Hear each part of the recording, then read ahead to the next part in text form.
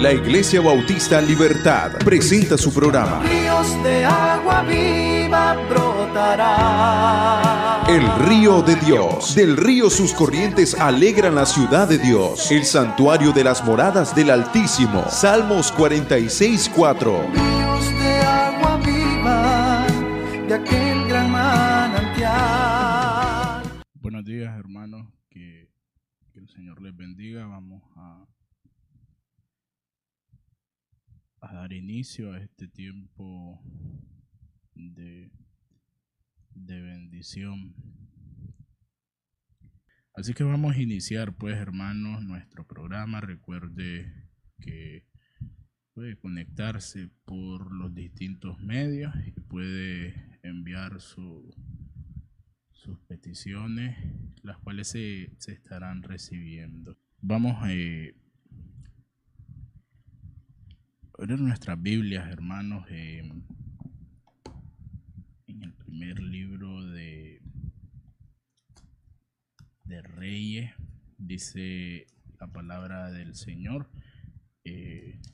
Vamos a buscar el capítulo 19 y del versículo 1 al versículo 18. Por tiempo no vamos a leer todos estos 18 versículos, pero sí vamos a sacar quizás la idea principal del versículo y vamos a encontrarnos ante el ejemplo de vida de un gran hombre como era Elías, y haciendo solo como un resumen, vamos a ver que Elías vive uno de los momentos más gloriosos quizás de toda su vida. Y según la lectura del capítulo 19, versículo 1 al 18, dice el inicio de estos versículos: Acab dio a Jezabel la nueva de todo lo que Elías había hecho y de cómo había matado a espada a todos los profetas. Entonces envió Jezabel a Elías un mensajero diciendo: así me hagan los dioses y aún me añadan, si mañana a esta hora yo no he puesto tu persona como la de uno de ellos. Viendo pues el peligro, se levantó y se fue para salvar su vida, y vino a Berseba, que estaba en Judá, y dejó ahí su criada. Vamos a quedar hasta ahí, hermanos. Durante 3 años y medio no había llovido sobre la nación. El pueblo estaba como por así decirlo dividido, porque estaban entre servir a Jehová o inclinarse más a Baal. Entonces Dios viene, hermano, y levanta a este gran hombre, levanta a Elías para confrontar al rey Acab y a los profetas, de los 450 profetas de Baal. Y ahí en el monte Carmelo se levanta un altar, hermanos, y estos profetas empieza, por así decirlo, su clamor de ellos durante horas, y según el relato bíblico dice que no hubo respuesta. Y luego viene Elías, ora con sencillez, con fe, y Dios responde pues con ese fuego del cielo que consumió aquel sacrificio, incluso leñas, piedras, hasta el agua. Fue increíble. Pero el pueblo cayó pues rostro en tierra y dijo: Jehová es el Dios, Jehová es el Dios. Después, hermano, vuelve la lluvia y parecía que todo había cambiado, hasta que leemos el capítulo 19, porque apenas comienza el capítulo 19, nos encontramos, hermanos, ya con una escena distinta a la que nos enseña el capítulo 18, es decir, de un capítulo a otro ya hay un cambio. Encontramos el mismo hombre que había enfrentado a cientos de falsos profetas, que ahora está oyendo por medio a una sola mujer. Y es curioso, hermano, porque pudiésemos aprender que después de una victoria, pues las batallas siguen, y precisamente bajo ese tema vamos a reflexionar en esta mañana rápidamente. Después de la victoria también hay batallas, porque nos esperamos que cuando Dios da una gran victoria a una persona, quizás ya no tendremos problemas. Creemos que después de una respuesta a la oración, o qué sé yo, un milagro, una bendición, pudiese nuestro cerebro asimilar que todo quizás sea más fácil. Sin embargo, viene la Biblia y nos muestra esta realidad diferente, que las grandes victorias suelen ir seguidas de grandes pruebas, por así decirlo. Y mira, hermanos, que cuando esta mujer supo lo que ocurría, podemos nosotros aprender que quizás el enemigo muchas veces ataca después de nuestras mayores victorias. Después de la victoria, el enemigo no se da por vencido. Y dice el versículo 1 al 3 que hemos leído, que la nueva, pues, Jezabel, la pusieron quizás al tanto de todo lo que Elías había hecho. Y cuando ella supo lo que había ocurrido, envió un mensaje, y ella dice que mañana a esta hora haré contigo como hiciste con ellos. Es interesante, sí, notar pues que esta mujer no atacó con un ejército y tampoco utilizó espadas o algo así que nos podamos imaginar. Solo envió un mensaje, y ese mensaje, hermano, fue suficiente para sembrar temor en el corazón de Elías. Y miren que Satanás muchas veces puede valerse de esto mismo. Satanás sabe que muchas veces quizás no necesita ni destruirnos con un miedo físico, hermano. Le basta a Satanás con sembrar miedo en la vida de una persona, le basta con sembrar dudas en la vida de una persona, con sembrar desánimo, con sembrar pereza, ansiedad, pensamientos negativos. Y es por eso que lo que nos dice Efesios debe de venir a nuestra mente, vestidos de toda la armadura de Dios, porque la guerra espiritual, por así decirlo, que vimos que estaba enfrentando Elías, no había terminado porque había tenido una gran victoria. Al contrario, dio inicio a una nueva etapa, hermano. Y llegó después de una gran bendición, llegó un problema inesperado. Y esto sucede en relación a la vida. Quizás después del matrimonio llegan dificultades distintas, después de conseguir un trabajo llegan nuevas presiones, después de una persona, un creyente, recibir un milagro, aparece otra prueba, y nos habla pues de que el creyente, pues, la dependencia que debe de tener hacia Dios, aún después de una respuesta positiva a nuestras vidas. Y miren que también nos enseña, hermanos, cuando leemos el versículo 1 al versículo 3, que hasta los grandes hombres de Dios tuvieron ese momento pues de debilidad. Elías es considerado un gigante espiritual, un gran hombre de Dios. Y la Biblia dice que de las cosas que él logró, oró y volvió la lluvia, pero eh, eh, también hizo que no lloviera, resucitó al hijo de una viuda, hizo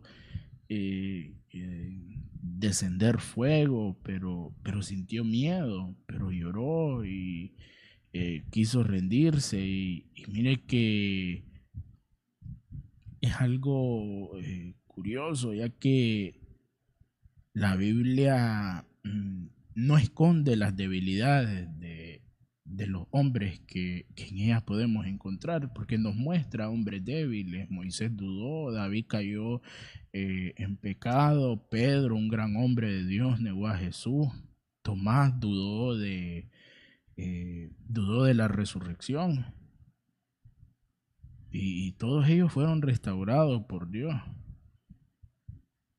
Y, y a veces simplemente en su momento de debilidad necesitaron ser fortalecidos. Y mire que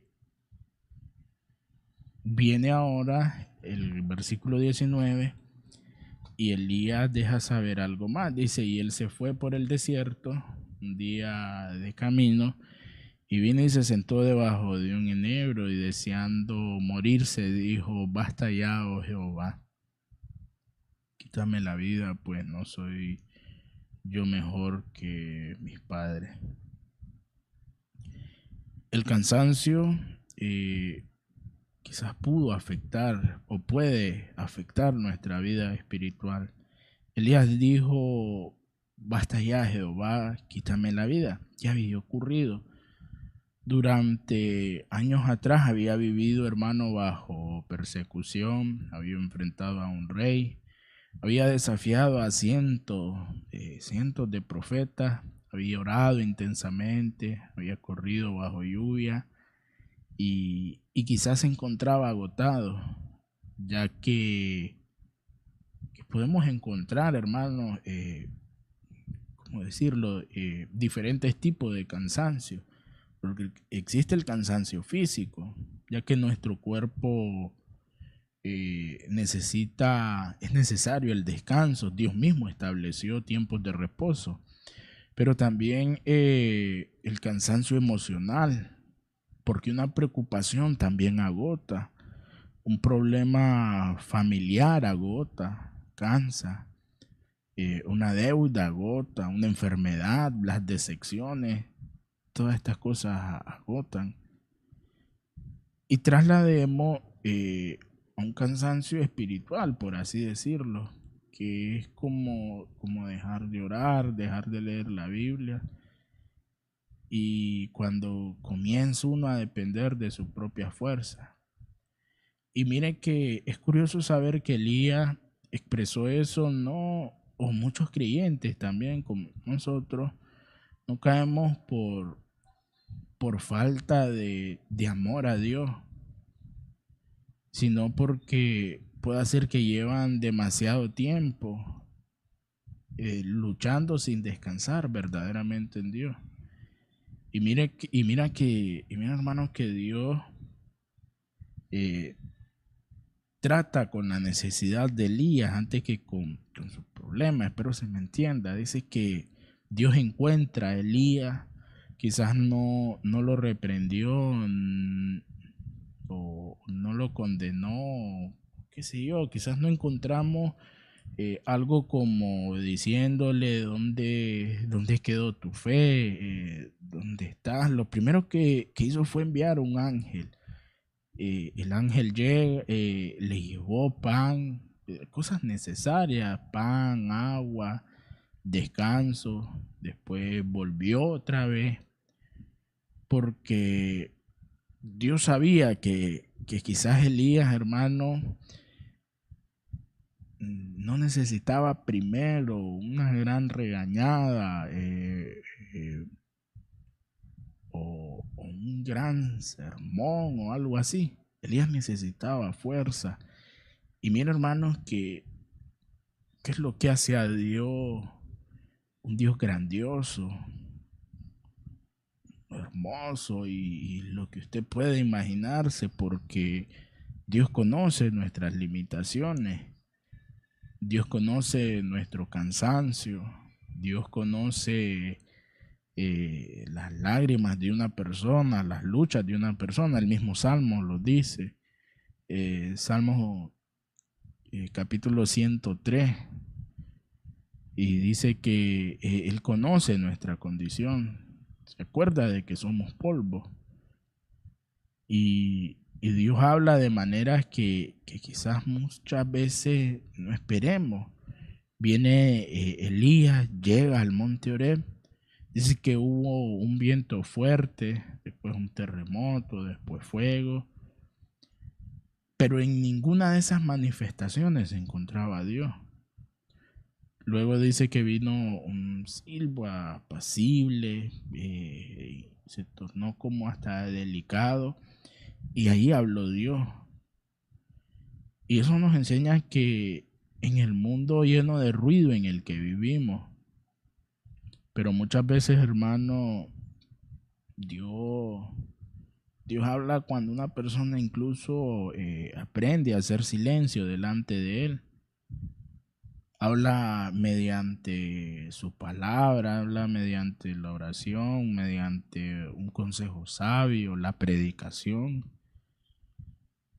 Y ese es el hecho que nos enseña. No busquemos solamente quizás experiencias espectaculares, por así decirlo, sino esa relación diaria con Él, ya que el desánimo también distorsiona nuestra manera de ver la realidad. Elías dijo, solo yo he quedado, pero Dios, recuerde usted que respondió, me he reservado 7,000. Elías pensaba que quizás estaba completamente, así decirlo, solo, pero Dios estaba obrando en lugares donde él no podía ver. Y muchas veces quizás el pensamiento nuestro, nadie me entiende, nadie sirve, todo está perdido, pero en realidad Dios siempre tiene personas fieles, siempre está trabajando, quizás aunque uno no lo note. Dios siempre tiene esa nueva misión. Después de restaurarlo, Dios no le dijo, ven que tu ministerio se terminó, le dio nuevas tareas. Debía ungir nuevos reyes, debía preparar a Eliseo. Dios seguía teniendo planes para su siervo. Es decir, hermano, el fracaso no va a llegar a cancelar el propósito que Dios tiene. El desánimo no cancela un llamado, las lágrimas no cancelan unas promesas de Dios. Y Elías logra entender que la obra de Dios no dependía de un solo hombre. Hasta ese momento Elías cargaba con ese gran peso sobre sus hombros. Sentía que todo dependía de él, y viene Dios y le muestra que su obra iba a continuar porque Él es el quien la sostiene. Y el llamado luego de Eliseo enseñó que Dios siempre prepara a alguien más. Es decir, hermano, es interesante el capítulo 19, ya que nos hace énfasis en que no somos indispensables, Dios sí lo es. Y cuando entendemos esto, pues se puede llegar a servir con humildad y descansamos en el reino, en que el reino de Dios seguirá pues avanzando. Y este capítulo 19 nos muestra un lado de Elías que muchas veces quizás no hacemos mención. No estaba quizás Elías, hermano, predicando ante multitudes, ni viendo caer fuego del cielo. Estaba cansado, estaba con miedo y estaba pensando que todo se había terminado. Sin embargo, nos llena de fortaleza saber que Dios no lo abandonó, sino que lo buscó, lo alimentó, lo fortaleció, le habló, lo corrigió con amor y lo envió nuevamente a servir. Y gloria a Dios, porque ese es el Dios al que nosotros servimos. Cuando una persona piensa que no puede seguir, viene Él y te da nueva fuerza. Sentís que estás solo, Él te recuerda que no te deja Y es lo maravilloso que Dios, el mismo Dios que respondió con fuego en este monte Carmelo, es el mismo Dios que caminó con Elías allá en el desierto, es el mismo Dios que siguió siendo fiel, siguió restaurando a los cansados y sigue llamando a su hijo a levantarse. Es decir, pudiésemos decir que si Dios estuvo en el monte Carmelo, donde hay victoria y éxito, también estará con sus hijos, porque es la prueba que lo hizo con Elías. Lo buscó, lo alimentó, lo fortaleció, le habló, lo corrigió con amor y lo envió nuevamente a servir. Canto a la libertad, canto a la libertad. La Iglesia Bautista Libertad presentó su programa El Río de Dios. Así que, si el Hijo os libertare, seréis verdaderamente libres. San Juan 8:36. Si necesitas ayuda espiritual, tienes peticiones de oración o sugerencias para este programa, llámanos al 2278-4136 o al 8845-8829. Canto a la libertad que Cristo con su paz me vino a dar.